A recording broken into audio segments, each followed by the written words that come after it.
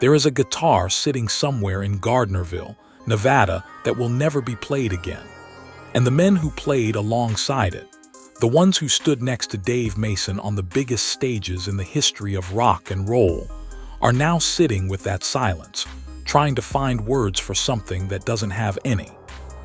Dave Mason passed away on April 19, 2026 in his home in Gardnerville, Nevada. He was 79 years old. He had just made dinner with his wife Winifred.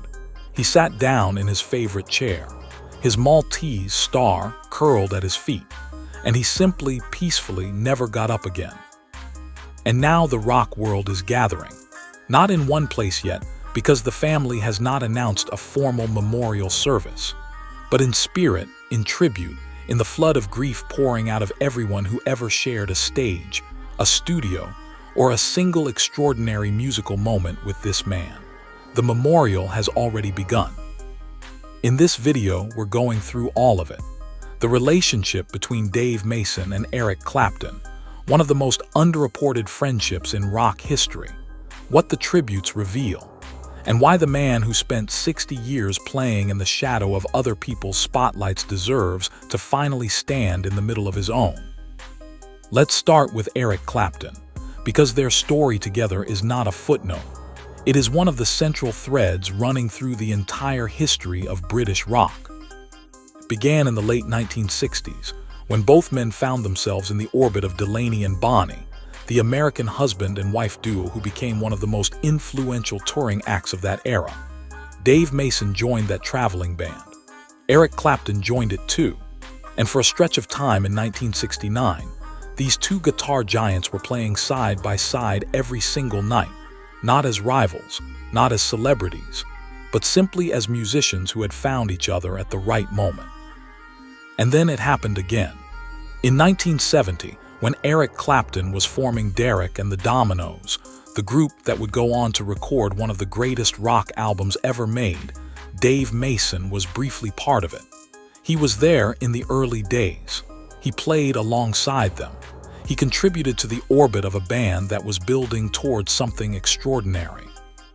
He left before the recording sessions, and the album they made without him, Layla and Other Assorted Love Songs, became immortal.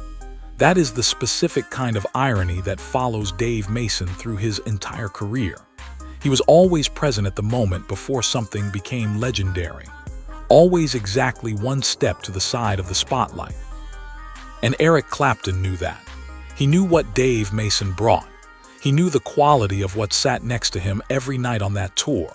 And when the news broke on April 19, the grief from that corner of the rock world was immediate, personal, and deep. But wait, let me ask you something.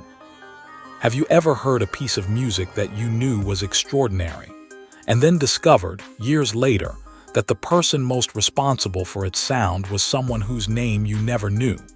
Someone who played on the record, shaped the arrangement, contributed the crucial guitar line, and then stepped out of the frame before the photograph was taken.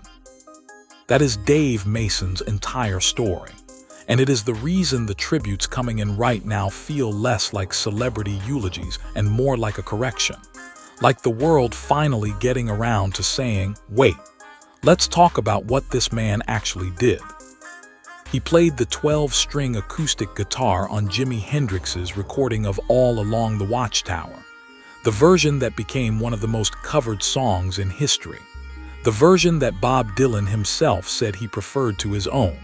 That guitar, that sound, came partly from Dave Mason's hands. He contributed to the Rolling Stones' Beggar's Banquet.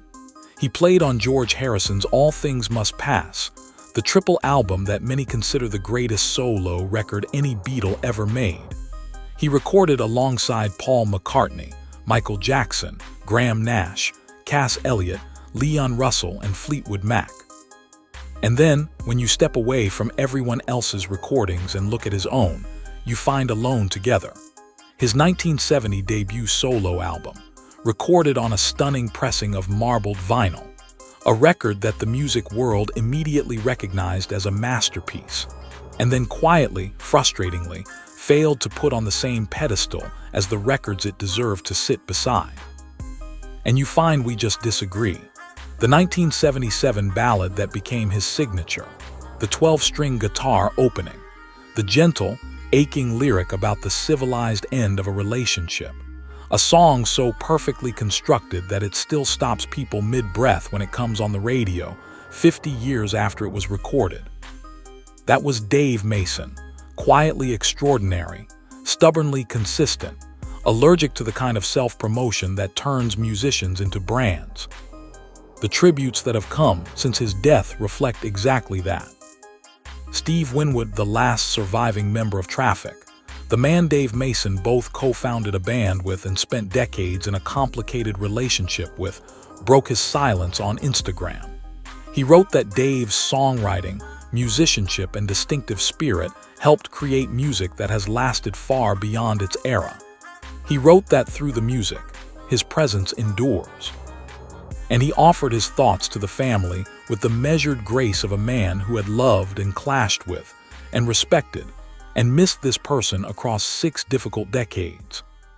Through the music, his presence endures. From the only man alive who was in the room at the very beginning, those words carry the full weight of everything that was never fully resolved between them.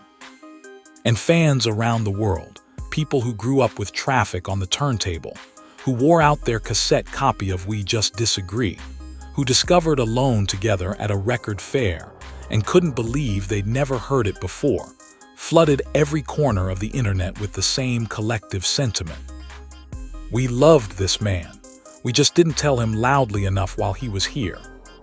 When the memorial does come, and it will, the family has made clear that Dave Mason's final wishes were modest and personal. He died the way he lived, quietly, surrounded by the people and the landscape he loved.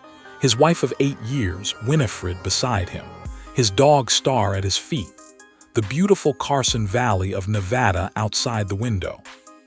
He is survived by Winifred, his daughter Danielle, and the memory of his son True, who left in 2006. The loss of True, a grief Dave Mason carried privately for 20 years, never left him. And there is something quietly poetic about the fact that the man who helped write the soundtrack to so many other people's most emotional moments carried his own deepest grief so privately, so completely out of sight. That was who he was, not a performer of emotion, a holder of it. And in the music he made, in every guitar line, every lyric, every track he played on that will outlast all of us, that emotion lives on, pressed into vinyl, encoded in audio files, playing in living rooms and car stereos and late-night headphones around the world right now.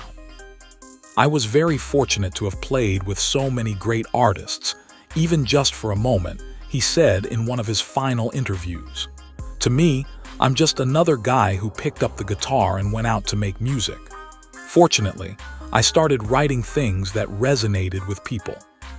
Just another guy who played on Jimi Hendrix's most iconic recording, who helped George Harrison make his masterpiece, who stood next to Eric Clapton on tour and in sessions, and in the messy, beautiful, complicated early years of British rock. Just another guy. Rest well, Dave Mason. May 10, 1946, April 19, 2026. The 12-string is still ringing. Thank you for watching.